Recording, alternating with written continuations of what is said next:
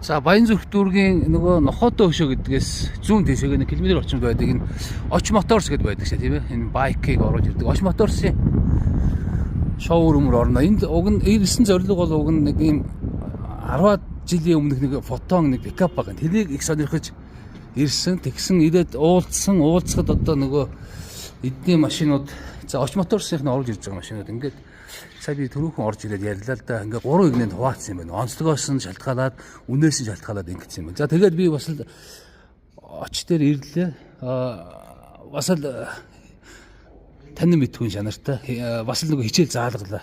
Нөгөө хятад машины одоо хөгжлөг үүсгэх байсан ш. Манай дилерүүд маань өөрсдөө өстой янзын гой нүдэнд харагдтал ярьж өгдөг юм оо. Тэгээд би сая нэлээд номыг сонслоо. Тэгээд та бүхэнд бас хуваалцах хэрэгтэй байх, сонирхол хэрэгтэй байх гэж бодож байна. Нэрнээс нь эхлээл ингээд ерөөсөө нэр нь орооцолдод явагдсан. Одоо энэ жим гэж байна те. Нэр нь орооцолдод явагдсан. Дээр нөгөө цахилгаан нэг энерги шинээр орж ирсэн учраас одоо тэгээд тэр бас нөгөө уламжлалт нөгөө дотоод шатлалтайгаа холилдоод ингээд бүр орооцолдод явсан. Бүр нэг ингээд орж ирэхэд л нэг шин технологи ингээд надад хэлж ярьж өгч шүү дээ. Одоо жишээ нь за энэ машиныг энийг бол одоо өөртөө бол яг жинхэнэ малчтад зориулсан одоо нэн тохиромжтой машин гинэ. Энэ үнийн хувьд бол хямдхан хэд сая 60 хэдэн сая гэж маш хямдхан байна. Тэгээд механик 5 шаталтай холбоотой байна. Арамтай юм байна.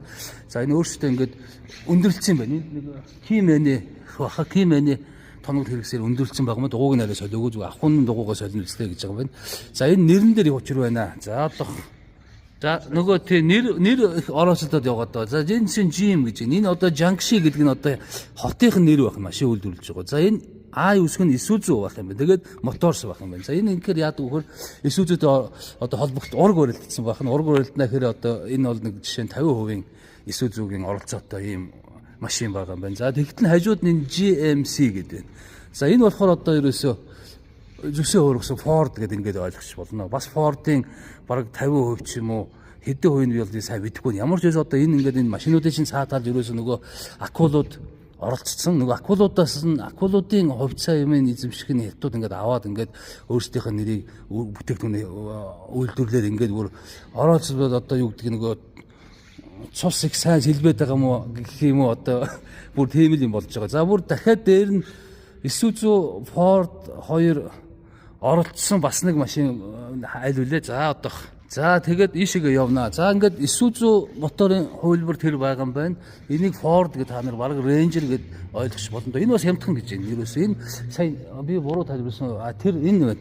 За энэ арт талд нь нэр нь байсан. За би өөртөө нэг дор олон юм сонсоод бүр өөрөө тэгээд энэ Дадоо гэдэг. За Дадоо бол